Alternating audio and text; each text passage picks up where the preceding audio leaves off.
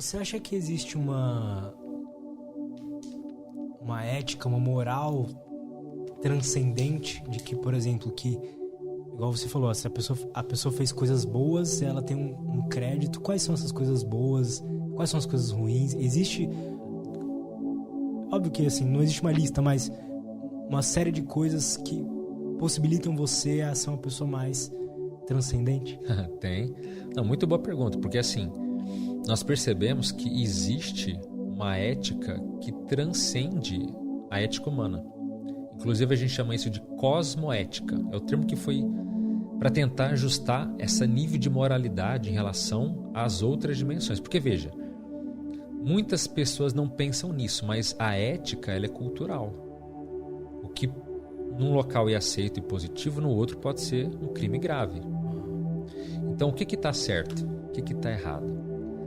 Então existe uma ética que transcende essa vida humana.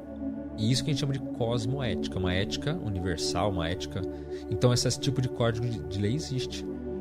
E o interessante dizer é que sempre permeia o processo de ajudar os outros. Sempre permeia isso. Inclusive tem alguns casos da EQM, que até fiz um vídeo lá falando que a pergunta secreta da experiência de quase morte da EQM, que é... Você faz ideia qual que seria uma pergunta? A pergunta que chacoalha a pessoa. Que algum ser pergunta pra ela? Faz uma pergunta. Qual que é a pergunta mais importante? Veja bem, qual a pergunta mais importante que alguém pode fazer pra gente? Essa é uma pergunta. Qual que é a pergunta mais séria que alguém pode fazer, que qualquer pessoa pode fazer pra gente? Difícil pensar, né? Sei lá. Pode ser tanta coisa, né? Pode ser tanta coisa, mas vou sugerir uma aqui. Ela pergunta pra você qual a pior coisa que você já fez na vida. Ou a melhor. Ou a melhor. Então, essa pergunta, que talvez seja a pergunta mais importante que alguém pode fazer pra gente, que eles fazem na EQM, é a seguinte. Olha só a pergunta. O que você tem feito na Terra em favor dos outros? É profunda. O que você tem feito na Terra em favor dos outros? Então a gente percebe que para a gente evoluir, para a gente seguir esse fluxo ético ou cosmoético, sempre a base é a assistencialidade, é a ajuda. A assistencialidade é ser fraterno, é você ajudar os outros. Então muitas pessoas ficam em choque quando elas olham para a vida dela e falam: o que eu fiz na minha vida em favor dos outros? Ela vai e fala: eu não fiz nada. Então ela corre atrás de fama, de dinheiro, de tanta coisa, mas aquilo é... Na EQM não se valoriza isso. Então ninguém fala assim: mas parabéns, você tá passando uma experiência dessa porque você é bilionário.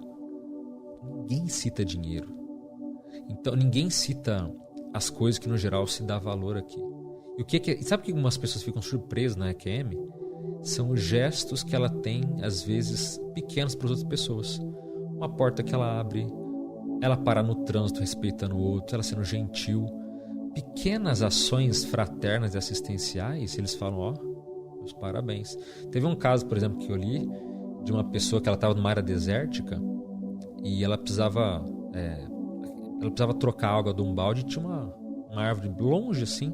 Ela falou: não vou jogar essa água aqui no deserto, não, vou lá até E ela sentiu que a gratidão que os espíritos, que aquelas consciências estavam tendo por ela jogar uma água numa árvore. Então você fala: peraí, mas... Então, no fringir dos ovos, a gente percebe que uma pessoa, quanto mais evoluída ela é aqui na vida humana, mais ela faz o bem para os outros, nas mais diversas instâncias. Seja num livro, numa palestra, num conhecimento, seja dando o ombro para o outro chorar, não importa. Toda ação fraterna tende a ser cosmoética, mas sem segundas intenções. Porque tem gente que fala assim: não, eu vou ajudar para eu não ir para o inferno. Bom, aí você está barganhando. Aí você não está sendo natural. Você está meio que, não, eu vou fazer isso aqui para garantir o meu ali amanhã. Então não é esse tipo de postura, é a postura real, que você genuinamente, você se importa com os outros. Mas é claro, não dá pra gente ajudar todo mundo. A gente tem que viver a nossa vida. Nós temos um nível de egoísmo, sabe? A gente tem que cuidar da gente, a gente tem que ser independente. Mas, ainda assim, quando a pessoa ela é antifraterna, quando ela é muito egoísta, muito egocêntrica, quando ela tem as experiências, isso fica escancarado. Ela fala: poxa, eu tinha tempo para fazer uma coisa pelos outros, mas não estou fazendo. Por exemplo, o teu podcast, quanto mais ele trouxer informações que contribuam para as pessoas, isso tem um viés positivo. Isso às vezes está ajudando mais pessoas do que a gente imagina, às vezes, né? Mas lá no meu canal, às vezes eu recebo umas perguntas, eu falo, cara, olha, esse vídeo aqui que você falou, porque eu não falo só relato de EQM, eu falo também de vídeos assim, de conhecimento, sabe? Então, às vezes a pessoa fala, olha, esse vídeo aqui eu assisti umas 5 vezes, e às vezes quando me dá uma crise eu volto a assistir ele. Você fala, olha só o impacto que você cria na vida da pessoa, entende? Pois é.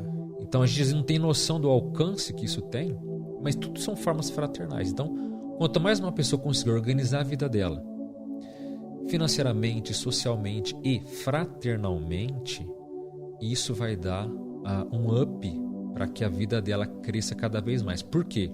Porque assim, esses seres de luz, ou esses seres que nos ajudam, eles vão dar mais, vamos dizer assim, mais atenção para a gente. Porque eles podem... Uma pessoa que é só egoísta e só pede para si, eu quero isso, eu quero aquilo. Essa pessoa que eu falei não tem muito moral. Mas aquela outra, que quando ela pode, ela vai lá, ela doa um tempo, ela, sabe, faz uma caridade aqui, uma assistência ali. Essas vezes, esses seres estão de olho. Falam, isso aqui, ele faz as coisas, ele planta sem esperar a colheita. Entendeu? Isso dá uma certa autoridade, isso dá certo, você fica com certo crédito para às vezes ser ajudado e receber uma ajuda. Então, o viés que as pessoas não pensam, em geral, é isso. Então, ajudar os outros, a gente fala desde sempre, né? Vamos ajudar os outros, é importante. Mas quando tem essas experiências que transcendem, essas experiências que são além, isso fica mais evidente ainda. Então, eles não estão preocupados se a gente torce pro time A ou time B, não estão preocupados com a nossa alimentação fora do corpo, estão preocupados com essas bobagens que a gente tem, eles estão nem aí. O negócio é, o que você tem feito em favor dos outros, como é que você tem se desenvolvido, tem amadurecido, entende? Isso é o ponto-chave que mais mexe com as pessoas, porque há uma quebra do egoísmo dela. Ela consegue ver e perceber que ela pode fazer mais e às vezes está no chamado subnível, entende? Ela está abaixo da capacidade que ela tem. É bom ter lazer? É bom ter férias, é fundamental, mas cada um sabe quando podia fazer mais e tá enrolando, tá... Por que você acha que isso acontece? Preguiça? Pode ser preguiça? Mas no fundo não é só a preguiça, eu acho que o principal são as questões emocionais, especialmente a questão do medo. Entendo. Veja, muitas pessoas têm medo do sucesso. A gente não fala pouco disso, mas a pessoa tem... Se ela fizer e der certo. Outra coisa, quando você assume certas posturas, isso traz responsabilidade. E tem gente que foge. Não, isso aqui tem responsabilidade? Eu tô fora. Ela meio que acaba a vida dela levando esse viés. Então isso aqui é importante, vai me ajudar? Vai ajudar os outros? Vai. Opa, você é responsável, tem uma tarefa a cumprir. Tá. Quero ter responsabilidade, tô fora. Por que ela não quer ter? Por várias coisas, em geral por medo, sabe? Ela não quer sair da zona de conforto dela. Para você fazer assistência, você vai ter que romper certos paradigmas, você vai ter que se esforçar, passar por adversidade, sabe? Isso vai criar uma série de questões que às vezes a pessoa não está preparada, ela não quer entender aquilo. E então a vida emocional dela vai gerar uma série de questões que vai dizer o porquê que ela vai assumir ou não tarefas assistenciais ou negativas, algo nesse sentido.